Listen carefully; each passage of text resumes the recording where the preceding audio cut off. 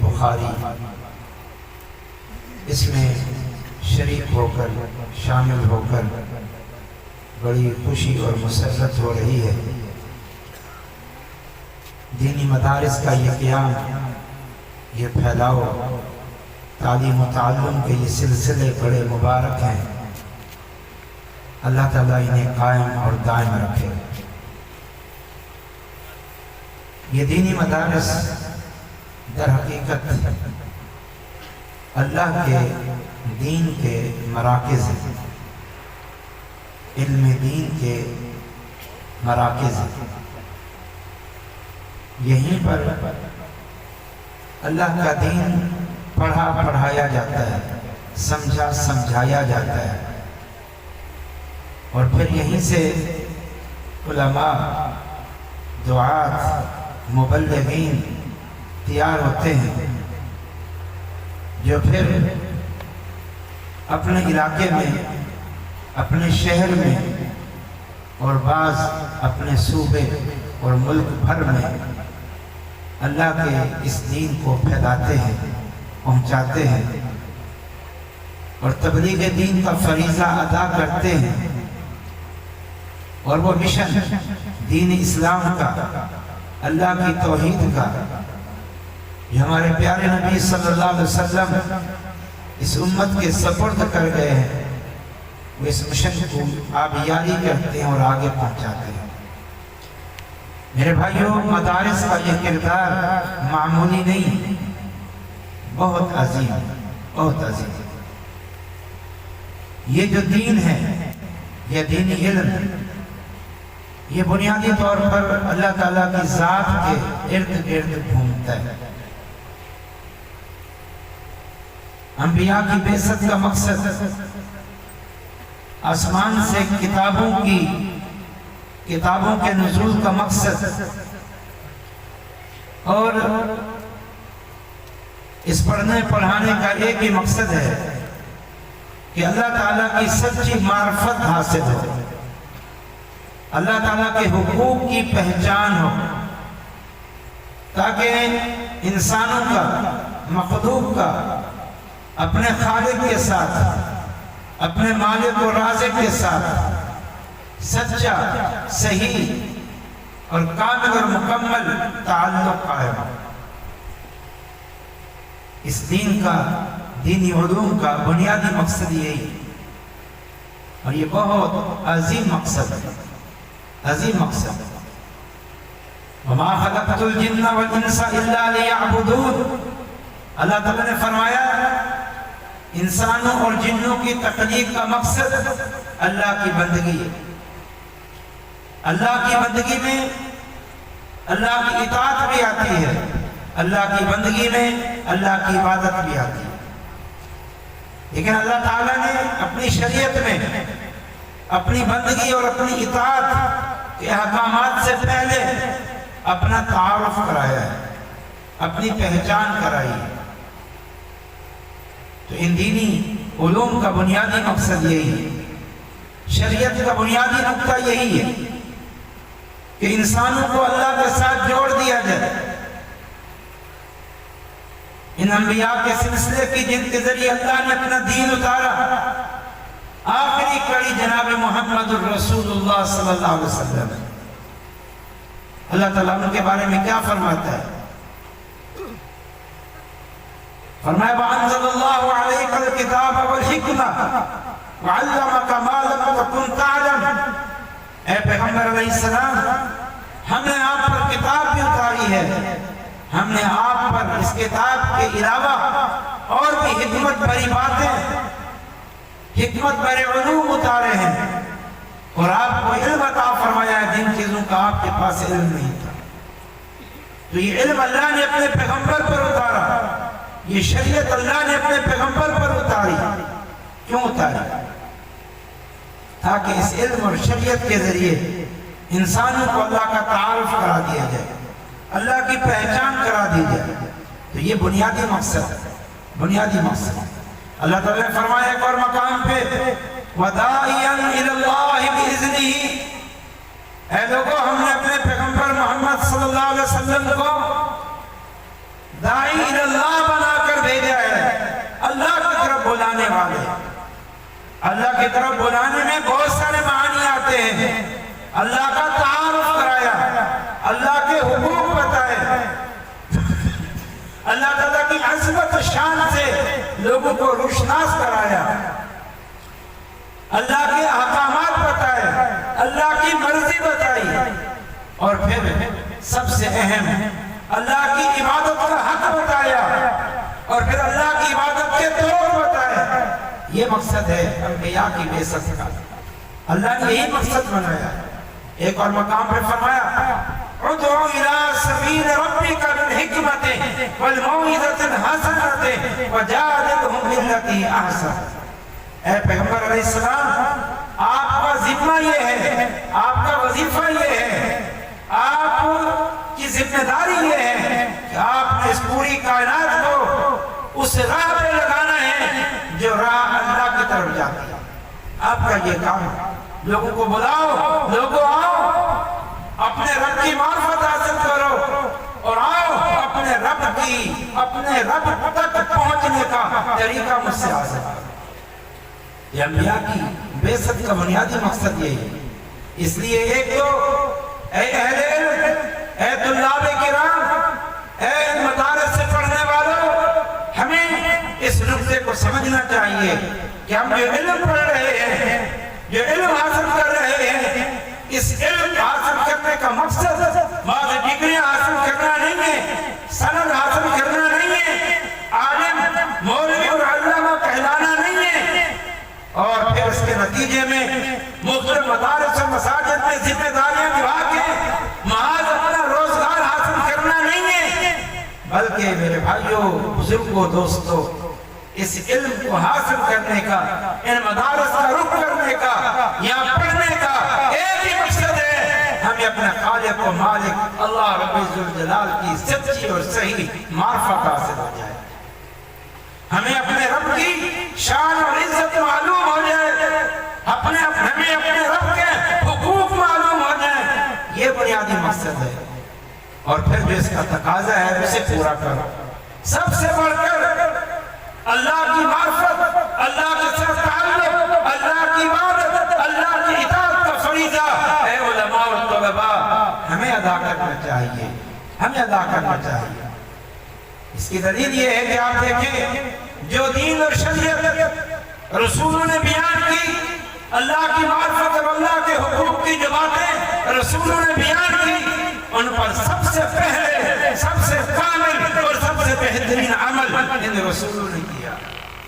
ہمارے پیارے نبی صلی اللہ علیہ وسلم ارشاد فرماتے ہیں انا اعلمکم باللہ انا اتقاکم للہ. اے لوگوں, میں سب سے بڑھ کر اللہ کی معرفت رکھتا ہوں. اے لوگوں, میں سب سے بڑھ کر اللہ کا تقوی رکھتا ہوں. اللہ کی معرفت اگر سچی پیدا ہو جائے تو پھر تقوی آ جاتا ہے, پھر اللہ کی اطاعت اور اللہ کی عبادت اور اللہ کی بندگی خود بخود پیدا ہو جاتی ہے. اس لیے ہمیں چاہیے کہ ہم اس بات کو سمجھیں, ہم علماء انبیاء کے وارث ہیں. اے طلباء, آپ بھی انبیاء کے ورثاء کی صف میں شامل ہو چکے ہیں یا شامل ہونے والے ہیں. اس لیے اپنے رب کی سچی معرفت پیدا کریں. اس لیے اللہ تعالیٰ نے خود قرآن مجید میں ارشاد فرمایا انما یخشی اللہ من عبادہ العلماء. اللہ کی خشیت اور اللہ کا ڈر سب سے بڑھ کر وہ علماء میں ہوتا ہے. کیوں ہوتا ہے؟ انہیں اللہ کی معرفت ہوتی ہے, انہیں اللہ کی پہچان ہوتی ہے, انہیں اللہ کے حقوق کا علم ہوتا ہے, انہیں اللہ کی عظمت شان کا علم ہوتا ہے. اس لیے سب سے بڑھ کر اللہ کا ڈر, اللہ کا خوف انبیاء کرام کے پاس ہوتا ہے, انبیاء اعظام کے پاس ہوتا ہے. اس لیے آپ بھی یہ وصف اپنے اندر پیدا کریں. پھر اس علم کے پڑھنے پڑھانے, ان مدارس کے قیام اور یہاں تعلیم و تعلم کو یہ سلسلے قائم کرنے کا ایک مقصد یہ بھی ہے کہ یہاں سے جو علماء تیار ہوں, جہاں وہ اپنی اصلاح کر رہے ہیں, اپنا تعلق اللہ کے ساتھ جوڑ لیں, اللہ کی بندگی پر کام ہو جائیں, اللہ کے احکامات پر عمل کریں, وہاں وہ اللہ کی مخلوق کو ان علوم سے روشناس کرائیں, اللہ کی معرفت کرائیں، اللہ کی پہچان کرائیں، اللہ کا در ان کو دکھائیں اور اللہ کے حقوق بتا کے اللہ کے حقوق پر عمل کے لیے ان کو تیار کریں۔ اور اس اللہ کی ذات کے بارے میں، اس کی صفات کے بارے میں، اس کے حقوق کے بارے میں آج جو الہاد ہے، جو کفریات ہیں، جو گمراہیاں ہیں، جو شرک ہے اور جو طرح طرح کی منافقانہ بدگمانیاں ہیں، ان کا خاتمہ کرے، ان کا ابطال کرے اور حق لوگوں کو پہنچائیں۔ یہ پھر آپ کی ذمہ داری بھی ہے۔ پھر اس ذمہ داری کو بھی آپ آسان طریقے سے نبھائیں، کیونکہ یہاں پڑھنے پڑھانے کا یہی بنیادی مقصد ہے۔ اس لیے اس ذمہ داری کو ادا کرنے کے لیے آپ تیار ہو جائیں۔ تو میں نے ایک جملہ کہا کہ اس دین اسلام میں جو مرکزی حیثیت جس ذات کی ہے، جو ذات محور ہے پوری کائنات کا، وہ اللہ کی ذات ہے۔ اس نقطے کو میرے بھائیوں آپ اچھی طرح سمجھ کے جائیں۔ اللہ تعالیٰ کی ذات وہ اس کائنات کا خالق ہے، مالک ہے، رازق ہے، اس اللہ کا حکم چلتا ہے۔ انبیاء بھی اللہ کی مخلوق ہے، ان پر بھی اللہ کا حکم چلتا ہے۔ اولیاء بھی اللہ کی مخلوق ہے، ان پر بھی اللہ کا حکم چلتا ہے۔ ہم سب اللہ کی مخلوق ہے، ہم پر اللہ کا حکم چلتا ہے، تکوینی حکم، تقدیری حکم، اور اللہ کی شریعت کا حکم بھی ہم پر چلنا چاہیے۔ شریعت اللہ نے بنا کے بھیج دی ہے، اس لیے اصل ذات اللہ کی ذات ہے۔ میں اس نقطے پر اس لیے زور دے رہا ہوں کہ آج دوسروں کو تو چھوڑے، ہم مسلمان جو اللہ کو مانتے ہیں ان کی حالت یہ ہے کہ آج ان کی نظروں میں رسول اللہ کی عزت، شان اور مقام ہے، محبت کی باتیں ہیں، اہل بیت صحابہ کا تذکرہ ہوتا ہے، ان سے محبت کی باتیں ہوتی ہیں، ان کے حقوق کی باتیں ہوتی ہیں، اولیاء کرام کا تذکرہ ہے، ان کی عظمتوں کا تذکرہ ہے، ان کے حقوق کا تذکرہ ہے، ان کے ساتھ عقیدتوں کا تذکرہ ہے، لیکن ہائے افسوس اللہ کی ذات کا کوئی تذکرہ ہی نہیں ہے، اللہ کے حقوق کی بات ہی نہیں ہے۔ آج اللہ کی بات کوئی نہیں کہتا سوائے اہل حدیث کے، اس جماعت کے جو اللہ کا ذکر کرتے ہیں اور آج انسانوں کو اللہ کی طرف بلاتے ہیں۔ اس لیے یاد رکھو اس نقطے کو، اس کائنات میں مرکزی حیثیت اللہ کی ذات کی ہے۔ رسول اللہ کو جو مقام ملا ہے وہ اللہ نے ان کو دیا ہے، اور ان کا سب سے بڑا مقام یہ ہے کہ وہ رسول اللہ ہے، اللہ کا پیغام پہنچانے والے ہیں۔ رسول اللہ سے محبت اللہ کی محبت کے تابع ہے، صحابہ سے محبت اللہ کی محبت کے تابع ہے، اولیاء سے محبت اللہ کی محبت کے تابع ہے، بزرگان دین سے محبت اللہ کی محبت کے تابع ہے۔ ان کی اپنی کوئی حیثیت نہیں ہے، ان کی حیثیت رسول اللہ ہونے کی وجہ سے ہے، صحابہ کی حیثیت اللہ کے رسول کے صحابہ ہونے کی حیثیت سے ہے، اہل بیت سے محبت رسول اللہ کے اللہ کے رسول کے گھرانہ ہونے کی حیثیت سے ہے، اولیاء کرام کی عظمت اللہ کے ولی ہونے کی حیثیت سے ہے۔ اور یہ اللہ کے ولی کیسے بنتے ہیں، اللہ کے ولی کیسے بنتے ہیں؟ الا ان اولیاء اللہ لا خوف علیہم ولا هم يحزنون الذين آمنوا وكانوا يتقون۔ اللہ سے ڈرنے والے، اللہ کی عبادت کرنے والے، اللہ کی شریعت پر عمل کرنے والے، تو یہ سارے معاملات میں اصل ذات اللہ کی ذات۔ اس لیے آئیے اپنے رب کے ساتھ کتاب و سنت کی روشنی میں سچا تعلق قائم کیجئے، معرفت حاصل کیجئے۔ اللہ کی یہ معرفت ہے کہ اللہ کی ذات نے اس پوری کائنات کو پیدا کیا ہے، وہی پوری کائنات کا مالک ہے، وہی پوری کائنات کا رب ہے۔ لہذا جب خالق کو اکیلا اللہ، مالک کو اکیلا اللہ، رازق کو اکیلا اللہ، پھر اللہ ہی پوری کائنات کا معبود برحق ہے۔ یہی دین اسلام کا بنیادی نقطہ ہے، لا الہ الا اللہ، اللہ کے علاوہ کوئی معبود نہیں ہے۔ اللہ کے علاوہ کوئی معبود کیوں نہیں ہے؟ اس لیے کہ وہ اللہ اکیلا رب ہے، کوئی رب نہیں ہے، کوئی شریک نہیں ہے اس کا، اس کے رازق ہونے میں کوئی شریک نہیں، مالک ہونے میں کوئی شریک نہیں۔ اس نقطے کو اچھی طرح سمجھیے، اصل ذات اللہ کی ذات ہے۔ انبیاء کو لوگوں کو اللہ کے گھر پہ جھکانے کے لیے آئے، اللہ کے در پہ جھکانے کے لیے آئے۔ شرک میں مبتلا ہو چکے تھے لوگ، اپنے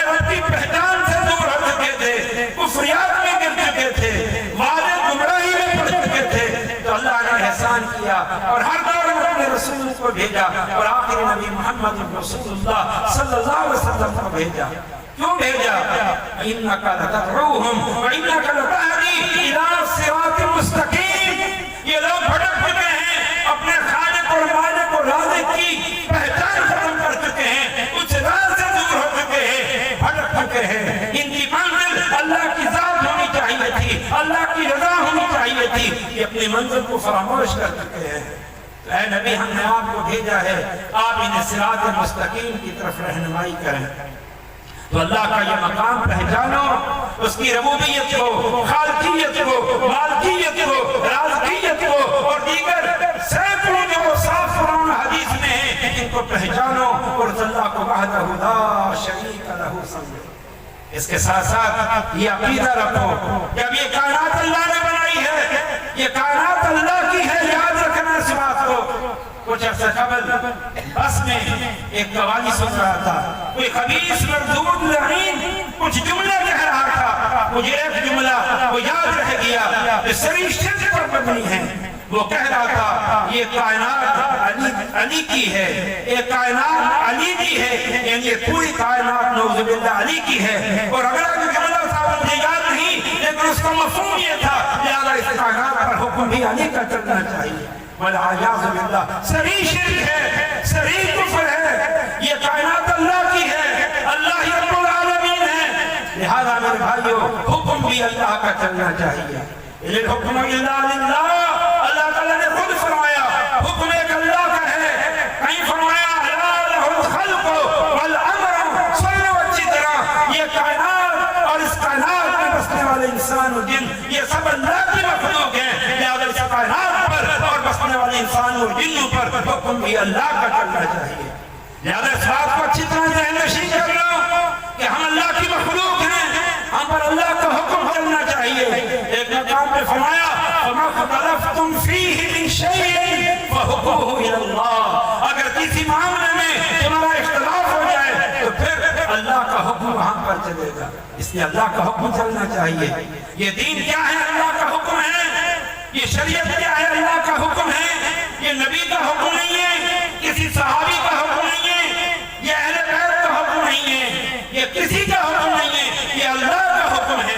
ہاں، اللہ نے یہ حکم شریعت کی صورت میں، وحی کی صورت میں، قرآن کی صورت میں، حکمت کی صورت میں اپنے رسول پہ اتارا. جیسے میں نے عرض کیا اللہ تعالیٰ نے فرمایا وَأَنزَلَ اللَّهُ عَلَيْكَ الْكِتَابَ وَالْحِكْمَةَ وَأَنزَلَ اللَّهُ عَلَيْكَ الْكِتَابَ وَالْحِكْمَةَ. اے پیغمبر، ہم نے آپ پر کتاب قرآن بھی نازل کی ہے اور اس کے علاوہ بھی بہت حکمت بری باتیں ہم نے نازل کی ہیں. ایک مقام پہ اللہ نے فرمایا يُعَلِّمُهُمُ الْكِتَابَ وَالْحِكْمَةَ. یہ پیغمبر لوگوں کو کتاب کی تعلیم دیتے ہیں، حکمت کی تعلیم دیتے ہیں. وہ یہ نہ سمجھیں کتاب تو اللہ کی طرف سے ہے، حکمت محمد کی طرف سے ہے. نہیں، اللہ نے فرمایا وَأَنزَلَ اللَّهُ عَلَيْكَ الْكِتَابَ وَالْحِكْمَةَ. کتاب بھی اللہ نے اتاری ہے اور کتاب کے علاوہ جو بھی حکمت کی باتیں رسول اللہ بتاتے ہیں وہ بھی اللہ کی نازل کرتا ہے. تو اللہ کی ذات ہے، حکم اس اللہ کا کرنا چاہیے. ہاں، اللہ کے حکم تک پہنچنے کا طریقہ رسول کی ذات ہے. اللہ کے حکم کو پہچاننے کا طریقہ یہ قرآن ہے، جو قرآن ہمیں رسول اللہ نے دیا. مگر اصل اطاعت رسول کی نہیں ہے، اصل اطاعت تو اللہ کی ہے، اصل اطاعت اللہ کی ہے. ہاں، اللہ کی اطاعت کا ذریعہ رسول کی ذات ہے. اللہ تعالیٰ نے فرمایا وَمَن يُطِعِ الرَّسُولَ فَقَدْ أَطَاعَ اللَّهَ. جس نے ہمارے رسول کی اطاعت کی اس نے در حقیقت اللہ کی اطاعت کی. یہ دو باتیں ہو گئیں. اس کائنات کا خالق مالک رازق اللہ، لہذا معبود برحق اللہ. یہ کائنات اللہ کی ہے، لہذا اس کائنات پر حکم بھی اللہ کا ہونا چاہیے. پھر اللہ کیونکہ اس کائنات کا خالق مالک ہے، ہم سب کا مالک اور خالق ہے، وہی ہمارا معبود ہے، اسی کا حکم چلنا چاہیے. تو پھر اس ذات سے بڑھ کر محبت کسی سے نہیں ہونی چاہیے. پھر اللہ کا یہ حق ہے کہ سب سے بڑھ کر محبت اللہ سے کی جائے. اس نقطے کو اچھی طرح سن لیجیے. آج مسلمانوں تم اس نقطے سے غافل ہو. تمہیں اپنے رب کی پہچان نہیں ہے، اپنے رب کی عظمت کا علم نہیں ہے. یہ زندگی اللہ نے دی ہے، یہ دین اللہ نے اتارا ہے. حتیٰ کہ محمد صلی اللہ علیہ وسلم کو ہمارا ہادی بنا کر اللہ نے بھیجا ہے. اصل ذات تو اللہ کی ذات ہے. احسان اللہ کے ہیں، مہربانیاں اللہ کی ہیں۔ اگر مخلوق کی طرف سے ہم پر کوئی احسان ہوئے ہیں تو وہ وسیلہ بنے ہیں، وہ ذریعہ بنے ہیں، وہ سبب بنے ہیں۔ اصل انعامات اور احسانات اللہ کی طرف سے ہے۔ لہذا اس کا تقاضا کیا ہے کہ اللہ کی محبت سب سے بڑھ کر ہونی چاہیے۔ اللہ تعالیٰ نے مشرکین کا رد کرتے ہوئے ایک مقام پر ان کے شرک کو بیان کیا کہ ان کے شرک کی ایک صورت یہ تھی وَمِنَ النَّاسِ مَن يَتَّخِذُ مِن دُونِ اللَّهِ أَندَادًا يُحِبُّونَهُمْ كَحُبِّ اللَّهِ۔ یہ مشرکین وہ لوگ ہیں جنہوں نے اپنے شریکوں سے ویسی محبت کر رکھی ہے جیسی محبت اللہ سے ہونی چاہیے۔ یہ ان کا شرک قرار دیا۔ وہ اللہ کو مانتے ہیں، اللہ سے محبت کرتے ہیں۔ فرمایا مشرک ہیں، کیوں؟ ان کی اللہ کے ساتھ محبت ایسی ہے جیسی مخلوق کے ساتھ محبت کرتے ہیں۔ جو انہوں نے معبود بنا رکھے ہیں، مشکل کشا بنا رکھے ہیں، ان سے جیسی محبت کرتے ہیں۔ فرمایا کہ یہ ان کا شرک ہے۔ وَالَّذِينَ آمَنُوا وَشَدُّ حُبًّا لِلَّهِ، جبکہ اس کے بالمقابل وہ لوگ جو ایمان لائے ہیں، جنہیں اللہ کی معرفت ہے، اللہ کی پہچان ہے، اللہ کی عظمت کو جانتے ہیں، اللہ کے حقوق کو جانتے ہیں، پھر وہ اللہ کی محبت میں کسی کو شریک نہیں کرتے۔ جیسے اللہ کے خالق و مالک و رب ہونے میں، اللہ کے حکم میں، اللہ کی شریعت میں کسی کو شریک نہیں کرتے، تو پھر اللہ کی محبت میں بھی وہ کسی کو شریک نہیں کرتے۔ اس لیے یہ نقطہ بھی دیکھے جائیں، یہ پیغام بھی دیکھے جائیں کہ اللہ کی ذات سب سے بڑھ کر محبت کے لائق ہے۔ نبی سے محبت ہے، وہ مخلوق میں سب سے بڑھ کر ہے، لیکن اس سب سے بڑھ کر محبت ہونے کے باوجود نبی اور رسول سے محبت اللہ کی محبت کی وجہ سے ہے۔ صحابہ سے محبت ہے، اللہ سے محبت کی وجہ سے ہے۔ اہل بیت سے محبت ہے، اللہ کی محبت کی وجہ سے ہے۔ اولیاء سے محبت ہے، اللہ کی محبت کی وجہ سے ہے۔ الحب فی اللہ والبغض فی اللہ، محبت اگر کسی سے ہے، وہ نبیوں سے ہو، وہ اولیاء سے ہو، صحابہ سے ہو، تابعین سے ہو، اللہ کی محبت کی وجہ سے ہے، اس کی اور کوئی وجہ نہیں ہے۔ باقی ساری وجوہ بعد میں آتی ہے۔ آج اللہ کی محبت کی کوئی بات نہیں ہے، بلکہ مخلوق سے ایسی محبت ہے جو اللہ کی محبت سے بڑھ کر ہے۔ آج اللہ کی بے ادبیاں ہو رہی ہیں، گستاخیاں ہو رہی ہیں، بے ادبیاں اور گستاخیاں ہو رہی ہیں۔ کوئی کہتا ہے نعوذ باللہ، اللہ کے پاس وحدت کے سوا کیا رکھا ہے، جو لیں گے جا کے لے لیں گے محمد کے در سے۔ اس طرح کی گستاخی کی بات ہے، اس طرح کی نالائقی کی بات ہے، تو اللہ کا ادب پیدا کریں، اللہ کی محبت اپنے دلوں میں پیدا کریں۔ اور پھر آخری دو باتیں انتہائی اختصار کے ساتھ کہ اللہ کا حق جو سب سے بڑا ہے، سب سے عظیم ہے، جو اللہ کے رب ہونے کا تقاضا ہے، اللہ کے حاکم ہونے کا تقاضا ہے، اور اللہ سے سب سے بڑھ کر محبت کا تقاضا ہے، وہ اللہ تعالیٰ کی عبادت ہے۔ اللہ تعالیٰ کے سامنے عجز و انکساری ہے، اور یہ تو ہمارا مقصد حیات ہے، قرآن اس حکم سے بھرا ہوا ہے۔ لہذا اللہ کی محبت کا پیغام لے کے جائیے۔ اگر اللہ کو خالق و رازق مانتے ہو، وحدہ لا شریک لہ، اس کائنات پر اللہ کا حکم مانتے ہو، اللہ سے سب سے بڑھ کر محبت ہے، تو پھر اللہ کی عبادت ہونی چاہیے۔ یہ پورا دین در حقیقت اللہ کی عبادت ہے۔ اللہ کے حکم پہ چلنا اللہ کی عبادت ہے، اللہ کے آگے جھکنا اللہ کی عبادت ہے، اللہ کا ذکر اللہ کی عبادت ہے، قربانی اللہ کی عبادت ہے، دعا مناجات اللہ کی عبادت ہے۔ تو پھر اللہ کی عبادت کا پیغام لے کے جاؤ۔ ایک تو یہ کہ معبود برحق صرف اللہ ہے اور کوئی نہیں ہے، یہ تو انبیاء کی دعوت کا نچوڑ ہے، یہ دین اسلام کا بنیادی نقطہ ہے۔ اور نمبر دو، عملاً اللہ کی عبادت بھی کرو۔ آج ہم میں سے بہت سارے مسلمان لا الہ الا اللہ پڑھ کے اللہ کو معبود مانتے ہیں، اکثر شرک میں ہیں۔ کچھ ہم جیسے اللہ کی توفیق سے ایسے ہیں کہ واقعی اللہ کو معبود برحق مانتے ہیں، شرک نہیں کرتے، لیکن مجھے بڑے افسوس سے کہنا پڑتا ہے ہم میں سے کتنے ہیں کہ اللہ کی عبادت کا عملاً اللہ کی عبادت کا حق ادا نہیں کرتے۔ یہ اللہ کا حق ہے عبادت۔ قرآن حدیث میں پورے ذخیرہ علم میں حق کی بات آئی ہے تو رسول اللہ نے اللہ کے لیے بیان کی ہے۔ فرمایا معاذ بن جبل رضی اللہ تعالیٰ عنہ سے، اے معاذ کہ تم جانتے ہو اللہ کا بندوں پر کیا حق ہے؟ یا رہ کے نقطہ سن لیں، یہ سوال نہیں کیا معاذ کہ تمہیں پتہ ہے اللہ کا بھی بندوں پر حق ہے، یہ نہیں پوچھا، کیونکہ یہ بات تو مسلم ہے، اللہ کا بندوں پر حق ہے۔ اگر اللہ کا بندوں پر حق نہیں تو کسی کا کسی پر کوئی حق نہیں۔ کسی کا رسول کا حق ہے تو اللہ کا حق کیوں نہیں؟ صحابہ کا حق ہے تو اللہ کا حق کیوں نہیں؟ اہل بیت کا حق ہے تو اللہ کا حق کیوں نہیں؟ ماں باپ کا حق ہے تو اللہ کا حق کیوں نہیں؟ استاد کا حق ہے تو اللہ کا حق کیوں نہیں؟ قوم کے بڑے کا حق ہے تو اللہ کا حق کیوں نہیں؟ ان سب کے ساتھ تو تعلقات اللہ کی شریعت کے تحت ہیں۔ ان سب سے محبت ہے تو اللہ پر ایمان اور اس کی شریعت پر ایمان اور اس کی شریعت پر عمل کرنے کی وجہ سے ہے، بلکہ ان سب سے محبت ہے تو اللہ کی محبت کے تابع ہیں۔ پھر ان کے حقوق ہوں اور ہم سب ان کے حقوق کی بات کر رہے ہیں، اپنے حق کی بات کر رہے ہیں، بحثیت باپ کے، بحثیت قوم کے وڈیرے کے، بحثیت استاد کے، لیکن اللہ کا کوئی حق نہیں کہ اس شریعت میں تو اگر حق کی بات ہوئی ہے تو اللہ کے حق کی بات ہوئی ہے۔ کہا جانتے ہو اللہ کا کیا حق ہے؟ معاذ رضی اللہ تعالیٰ نے حضرہ آدم کہا اللہ و رسول عالم، اللہ اور اس کے رسول زیادہ بہتر جانتا ہے۔